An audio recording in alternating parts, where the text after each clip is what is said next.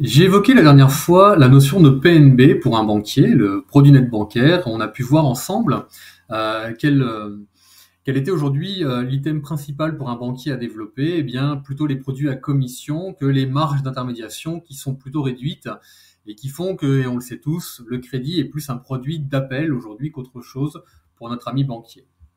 Je vous ai également parlé du fait que non seulement on est là pour euh, lui amener du PNB, conforter même son PNB, vous allez comprendre, mais je suis là aussi pour externaliser du risque. Car en effet, un banquier aujourd'hui a une épée de Damoclès sur la tête. À chaque fois qu'un prêt part en contentieux, il y a 60 à 80% de la somme à provisionner immédiatement pour risque d'impayé. Si un prêt immobilier de 100 000 euros part en contentieux, c'est 80 000 euros qu'il faut sortir immédiatement du PNB de l'agence.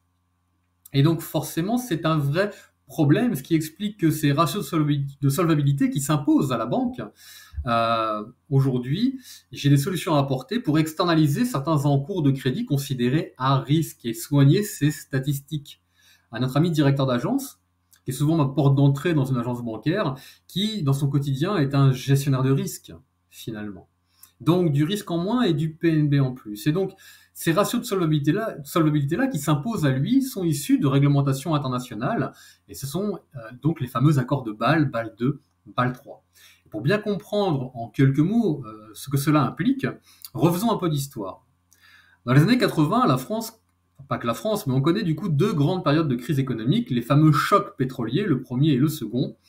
C'est donc la fin des 30 glorieuses, du plein emploi, et à cette époque, le taux de chômage est à 20%, car de grosses entreprises, de gros marchands de biens font faillite du jour au lendemain. Des banques également, du coup, font faillite, car des banques avaient beaucoup prêté de manière inconsidérée à ces grandes entreprises, et donc ça inquiète énormément les grands argentiers, les gouverneurs des banques centrales nationales. Car on est face à un risque systémique, si une banque s'écroule, une autre s'écroulera à son tour, etc. Il y a un effet domino, car le marché est interconnecté. Il faut donc mettre en place des règles de bonne pratique applicables à un ensemble vaste de prêteurs, de banques. Et les grands argentiers vont donc tous se réunir dans une petite ville en Suisse qui s'appelle Bâle, terrain neutre. Et si vous ne connaissez pas Bâle, c'est très normal, c'est un trou. Mais l'idée est donc de se mettre d'accord sur de nouvelles règles. Ça aboutira au ratio Cook, du nom de l'anglais, qui a comme idée d'imposer aux banques d'avoir un minimum de fonds propres, 8%. Quand tu prêtes 100, tu as 8 dans la poche, toujours. Ces fameux ratios de solvabilité-là ont du sens et tiennent quand même jusque dans les années 2000. Avec l'explosion de la bulle Internet, des startups font faillite, des banques à nouveau font donc faillite à leur tour face à ces grandes ardoises aux impayés qu'ils retrouvent.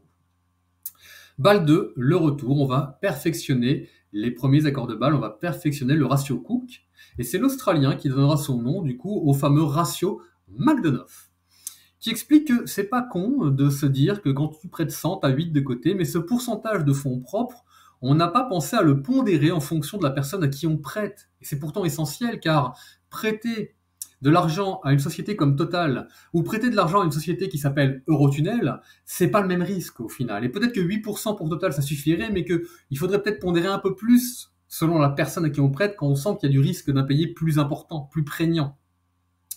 On invente alors le système de la cotation. Tout le monde aura une note publique pour les États, les entreprises cotées en bourse, une note privée pour les PME, pour les particuliers comme vous et moi, tout simplement.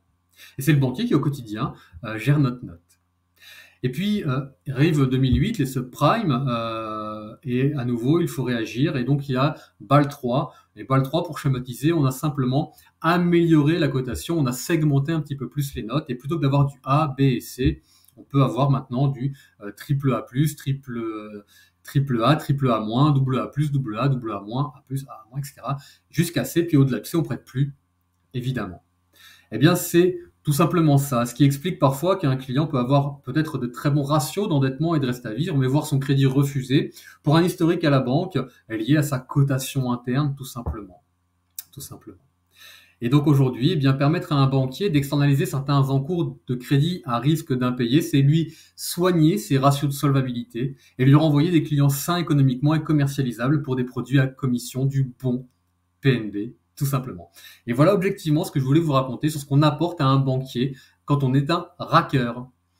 Si vous voulez en parler un peu plus dans le détail, le lien en dessous de la vidéo et je vous dis à bientôt.